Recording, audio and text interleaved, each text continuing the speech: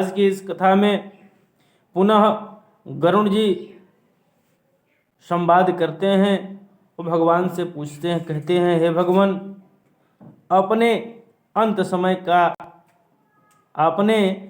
समय का दान अच्छी प्रकार से कहा, वह मैंने सुना। अब मरणासन प्राणी के निमित्त करने योग्य कृत्य मुझसे कहिए। अर्थात मरणासन व्यक्ति जब मरने की स्थिति में होता है तो उस समय कौन से कृत्य को करना चाहिए।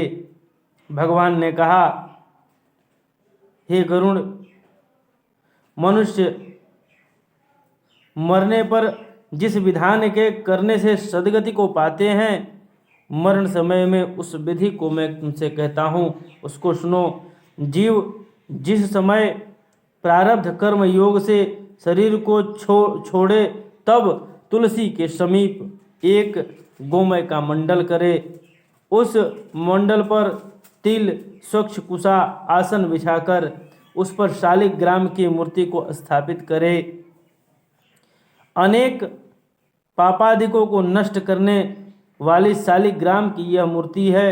उसके समीप रहने से प्राणी को निश्चय ही मुक्ति होती है। तुलसी वृक्ष की छाया संसार के ताप को मिटाने वाली होती है। उसके समीप मरने से निश्चय ही मुक्ति होती है।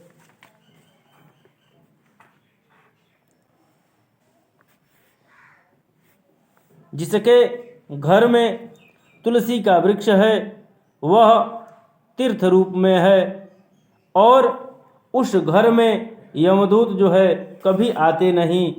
तुलसी की मंजरी से युक्त होकर जो प्राण त्यागे, वह अनेक प्रकार के पापों से युक्त हो फिर भी जो है यमलोक को नहीं जाता।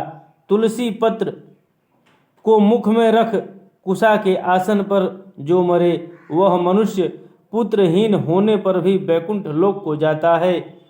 3 प्रकार के तिल, दर्भ और तुलसी पत्र, ये सब नरक में जाते हुए प्राणियों को बचाकर सद्गति को कराते हैं। भगवान तुलसी के पत्ते, गंगाजल और कुशा की स्थिति को बता रहे हैं। तुलसी के प्रमाण में ऐसा आता, सुगंध वल्ली शतपत्र जाति, शुकम सुगंध चंपा क्लोद्भवानी, गृहाण देवे श्रमयार्चितानी, प्रभो हरेस्त्रे तुलसी दलानी। और बात यदि कुशा की आती है तो कुश में आगे चल के बताएगा कि कुश मूले स्थितो ब्रह्मा। कुश के मूल में ब्रह्मा जी होते हैं। कुश मूले स्थितो ब्रह्मा, अर्थात कुश के मूल भाव में ब्रह्मा जी स्थित होते हैं। कुशाग्र मध्य जनार्दन, बीच में जो है भगवान विष्णु का वास होता है। कुशाग्रे शंकरो देव, कुश के अग्रभाग में शिव जी का वास होता है। त्रयो देवा कुशे स्थिता, इसलिए सारे देवताओं का निवास स्थान जो है निवास कुश में होता है। इसलिए कुश जो है सबसे पवित्र होता है।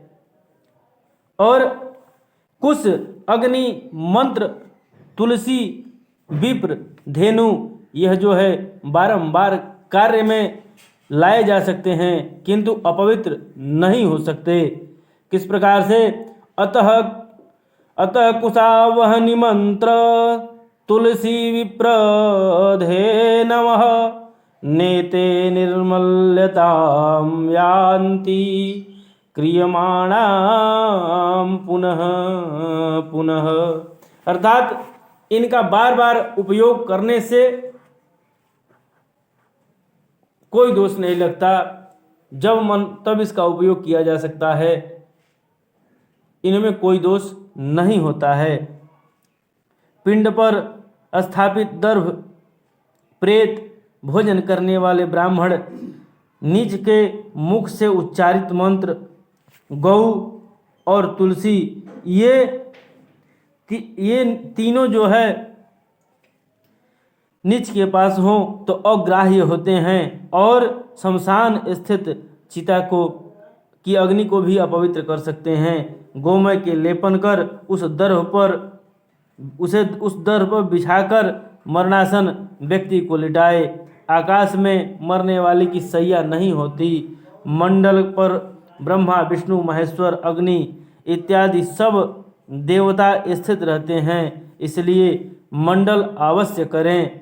सब भूमि पवित्र है, पर जहाँ लेप नहीं होता और जहाँ लेप है वे दोनों लेप से ही शुद्ध होते हैं।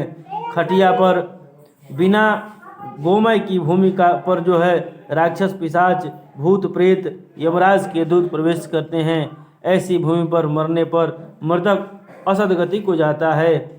अग्निहोत्र, श्राद्ध, ब्राह्मण भोजन, देव पूजा इत्यादि आतुर कर्म बिना मंडल के न करें। भूमि पर गोमय लेपन कर उस पर प्राणी को शयन कराकर मुख में स्वर्ण पंचरत्न को रख शालिग्राम के पादोदक का पान करावें। शालिग्राम शिला पर का जल बिंदु मात्र पान करने से वह सब पापों से मुक्त होकर के वैकुंठ को जाता है।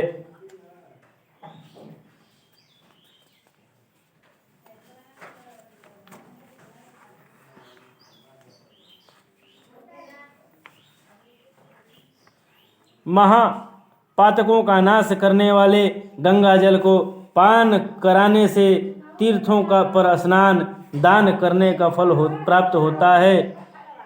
जो 1000 चंद्रायण व्रत करते हैं और जो गंगा जल का पान करते हैं, दोनों एक समान होते हैं।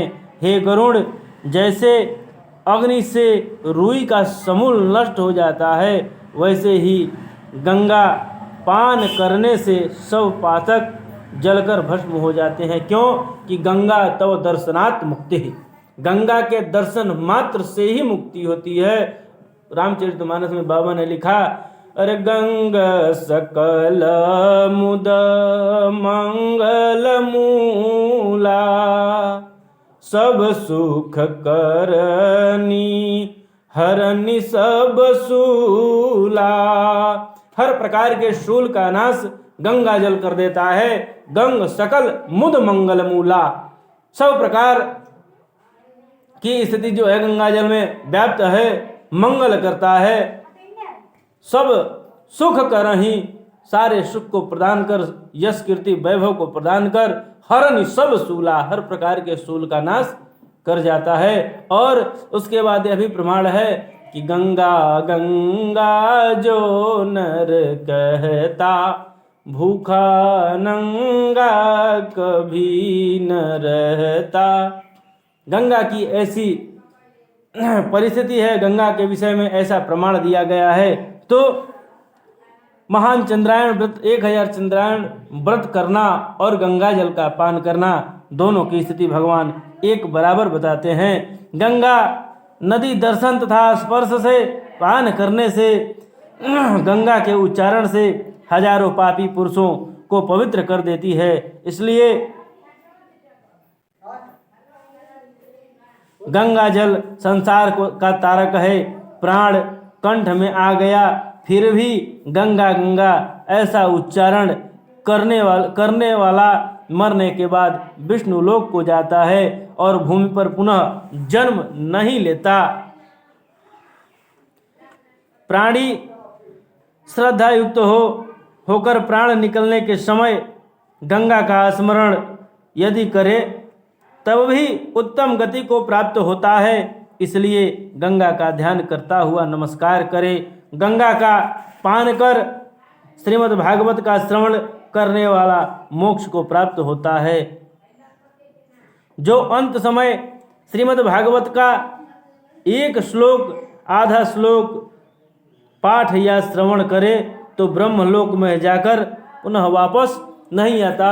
और श्रीमद् भागवत की जब बात आती है तो श्रीमद् भागवत के मंत्र की जब हम बात करें, चर्चा करें, तो सबसे अच्छा मंत्र उसका सच्चिदानंद रूपाय विश्वोत्पत्त्यादि हेतवे तापत्रय विनाशाय श्री कृष्णाय वयं नुमः। कृष्णाय वासुदेवाय हरये परमात्मने प्रणतः क्लेशनाशाय गोविन्दाय नमो नमः। करारविन्देन पदारविन्दं मुखारविन्दे विनिवेशयन्तं वटस्य पत्रस्य पुटे शयानं बालं मुकुन्दं मनसा स्मरामि। श्रीकृष्ण गोविंद हरे मुरारे हे नाथ नारायण वासुदेव। जिह्वे पिनस्वामृतमेतदेव गोविंद दामोदर माधवेति। तमाम ऐसे मंत्र हैं जिनका उच्चारण करने से भी जो है वह व्यक्ति, वह जीव ब्रह्मलोक को जाता है और पुनः वापस नहीं आता। वेद और उपनिषदों के पाठ से शिव या विष्णु स्तोत्र के श्रवण करते समय ब्राह्मण क्षत्रिय वैश्य की मृत्यु हो जाए तो अवश्य मोक्ष हो जाता है। हे गरुड़, ब्राह्मण क्षत्रिय वैश्य वैराग्य युक्त होकर अंत समय में यदि अन्न जल का त्याग करे या आतुर संन्यास ग्रहण करे, प्राण कंठगत होने पर जो संन्यस्त शब्द ऐसा कहे वह मरने के बाद विष्णु लोक को प्राप्त होता है और फिर उसका जन्म नहीं होता। हे गरुड़, इस तरह जिस धार्मिक पुरुष के अंत समय के किए हुए कृत्य होते हैं, उस पुरुष के ऊर्ध्व द्वार से प्राण निकल जाते हैं। ऊर्ध्व द्वार से जिसका प्राण निकलता है वह सद्गति को प्राप्त होता है। मुख से, नेत्र से, नासिका से, कान से, इन द्वारों से को जो है ऊर्ध्व द्वार कहते हैं। अर्थात मुंह से, आंख से, नाक से, कान से, इनको जो है ऊर्ध्व द्वार कहते हैं। इन द्वारों से अच्छे पुरुषों के प्राण निकलते हैं और योगियों के तालुकांध्र से प्राण निकलते हैं। प्राण और अपान ये दोनों नाभि स्थान में स्थित रहते हैं। जब ये अलग अलग होते हैं तब शून्य होने से वायु उस शरीर रूपी पुतले से निकल जाता है। अर्थात हम लोग जब एक छोटा सा शीशा लेते हैं, उसका ढक्कन लगा होता है, उसको ढक्कन से बंद करेंगे और ऊपर थोड़ा सा यदि जल छोड़ देंगे स्थान और बाकी में जल भर देंगे तो उसको जैसे ऊपर नीचे करेंगे तो खाली स्थान उसके साथ ही घुमाने से घूमता है। ठीक वही स्थिति है, शरीर जब निर्माण होता है और जिसमें सांस भरा जाता है, हवा दिया जाता है, तो बीच में उतना ही जगह छोड़ दिया जाता है, वहीं प्राण वायु और अपान वायु जाकर के रुक जाती है और उसी से सांस जो है चलता रहता है। श्वासासार शरीरश्च वाचासार महीपति। और जब वही जो उतना छोटा सा जगह है वह जगह जब भर जाता है तो समझ लेना चाहिए प्राण निकल गया।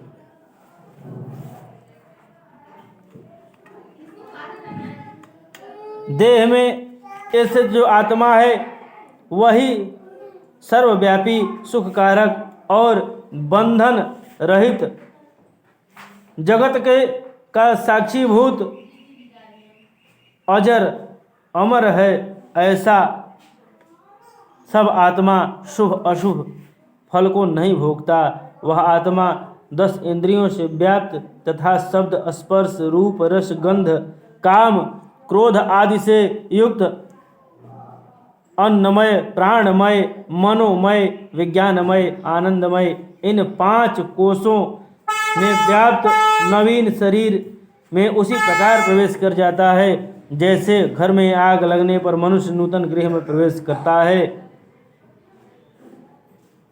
वे देवदूत हैं, धर्म के सार को जानने वाले, बुद्धिमान तथा सदा धर्म में श्रेष्ठ कहे जाते हैं। उनको ऐसे विष्णुदूत अपने विमान में बैठा करके स्वर्ग लोक को ले जाते हैं। धार्मिक पुरुष तत्काल दिव्य देह को धारण कर उज्ज्वल वस्त्र, पुष्पादि की माला तथा सुवर्ण रत्नों से आभूषित होकर अंत समय में दान के पुण्य से देवताओं से सृजित होकर के स्वर्ग लोक को जाता है।